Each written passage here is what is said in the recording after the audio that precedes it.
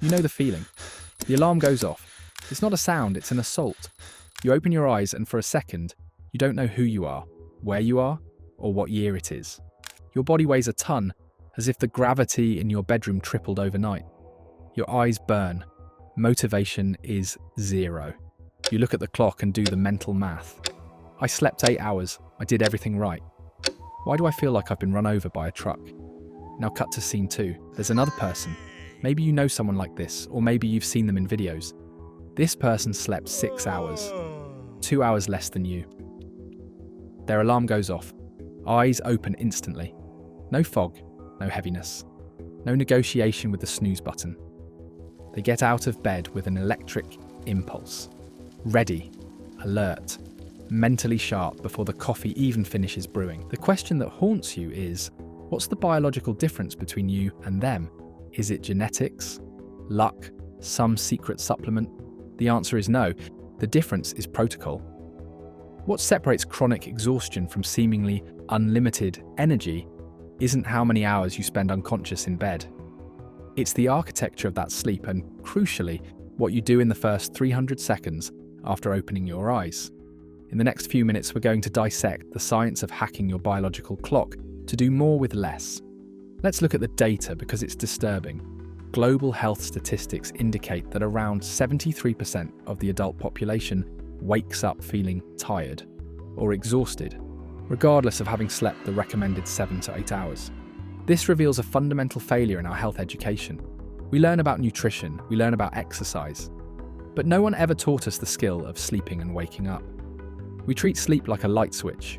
You lie down, off, and you get up, on. But modern neuroscience, coming from top-tier labs like Stanford and Harvard, shows that sleep is not a passive state.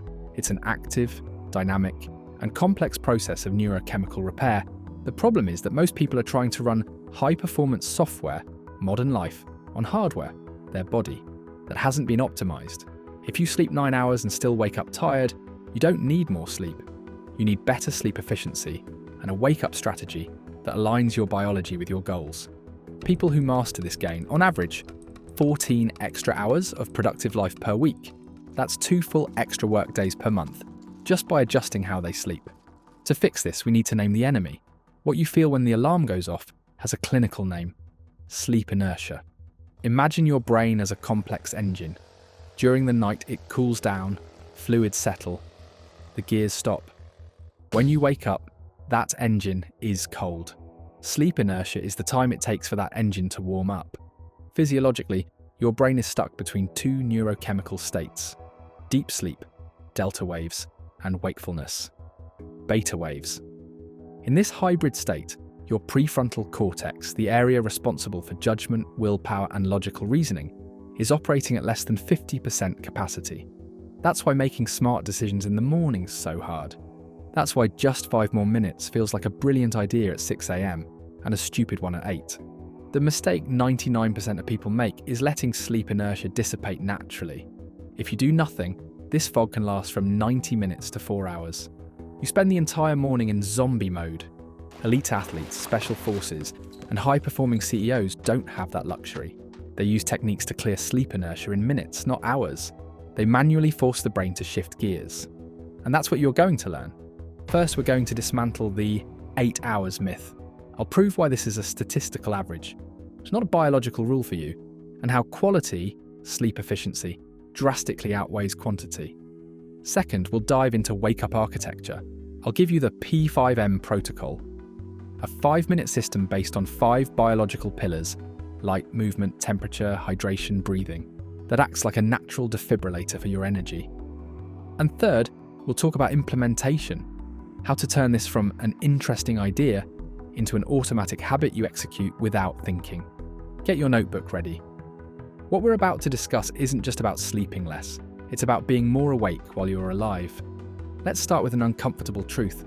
The cultural obsession with 8 hours of sleep may be hurting you. That recommendation comes from population averages. It's like saying everyone should wear size 40 shoes because that's the average. If you're a 36, they'll be too big. If you're a 44, they'll be too tight. No. History is full of exceptions that prove biology is individual. Nikola Tesla slept 2 hours. Not recommended, but possible. Winston Churchill slept 5 hours and took naps. But let's talk about modern, sustainable performance. Many executives and athletes function excellently on 6 to 6.5 hours of monophasic sleep. How? Sleep efficiency. Your sleep is not one solid block, it's cyclical. The brain operates in ultradian cycles of about 90 minutes. Light sleep, the transition.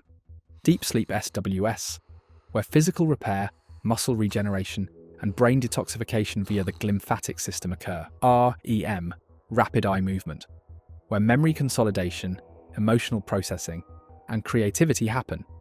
If you sleep 9 hours but your sleep is fragmented, noise, wrong temperature, sleep apnea, you keep restarting these cycles without completing them. It's like downloading a large file. If the connection drops at 99%, you have to start over. You don't have the file. Someone who sleeps 6 uninterrupted hours, 4 complete 90-minute cycles, gets more biological repair than someone who sleeps 8 fragmented hours. The goal isn't time in bed. The goal is cycles completed. If you wake up in the middle of a deep sleep cycle, you experience sleep drunkenness. If you wake up at the end of a cycle, your brain is already near the surface, ready to wake. The math is simple. 4 cycles times 90 minutes equals 6 hours. 5 cycles times 90 minutes equals 7.5 hours. 6 cycles times 90 minutes equals 9 hours. Sleeping 8 hours often means setting your alarm to go off in the middle of a cycle. You're programming your own suffering. While you sleep, the parasympathetic nervous system, rest and digest, is in control. Low heart rate, low blood pressure, relaxed muscles.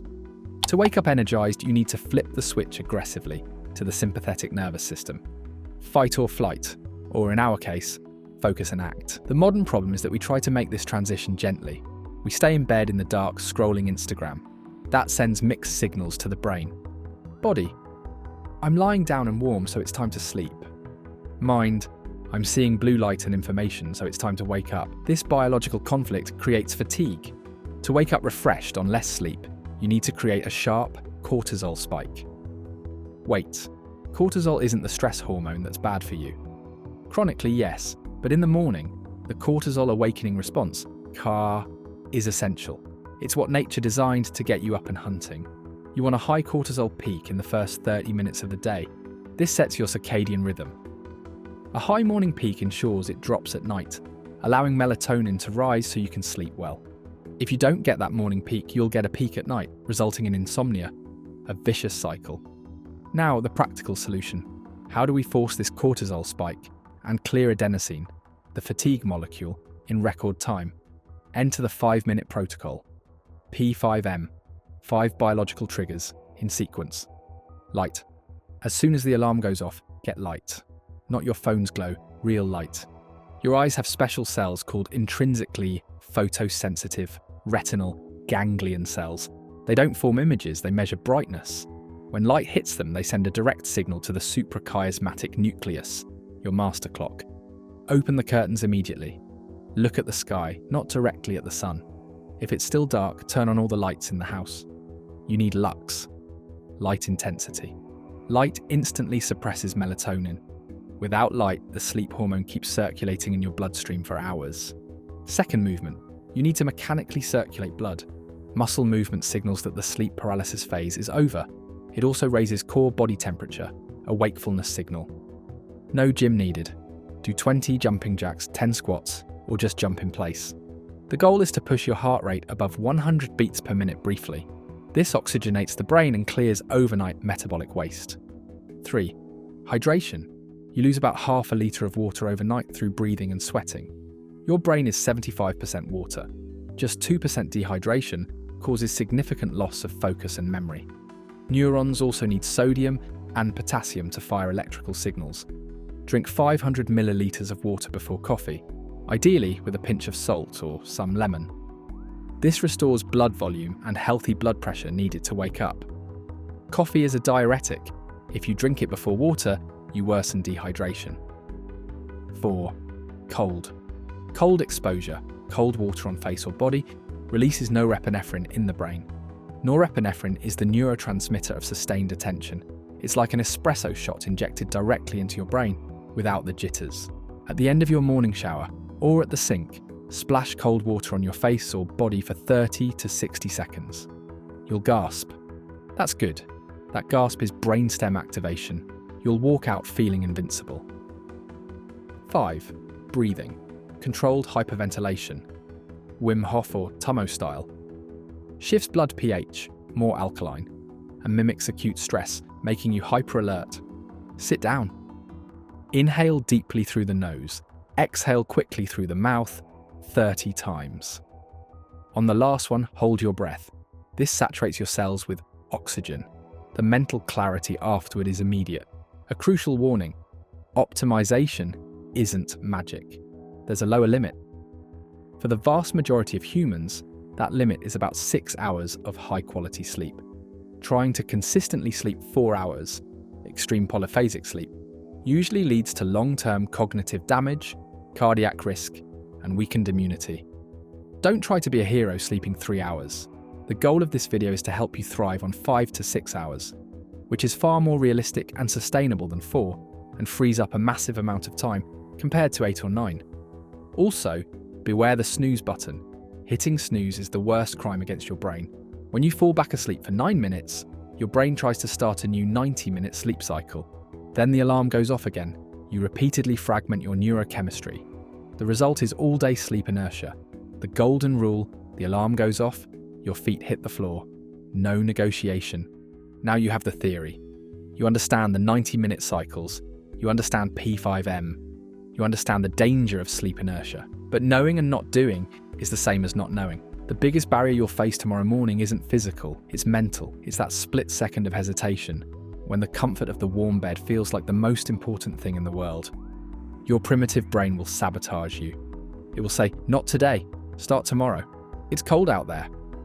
This is where you win. You must automate the decision. You don't decide to do the protocol when you wake up. The decision was made the night before. Here's your homework for tonight and tomorrow morning. Leave a large glass of water, 500 milliliters, by your bed or in the bathroom. Put your alarm far from the bed. Force yourself to stand up to turn it off. Calculate your cycles. If you need to wake at 6 o'clock, sleep at 11 o'clock. 7 hours. Time to fall asleep plus 4.5 cycles. Or midnight, 6 hours, 4 cycles. Sync waking with the end of a cycle. As soon as the alarm goes off, feet on the floor. Light on your face immediately. Drink the water. Move your body, 20 jumping jacks while the coffee water heats up.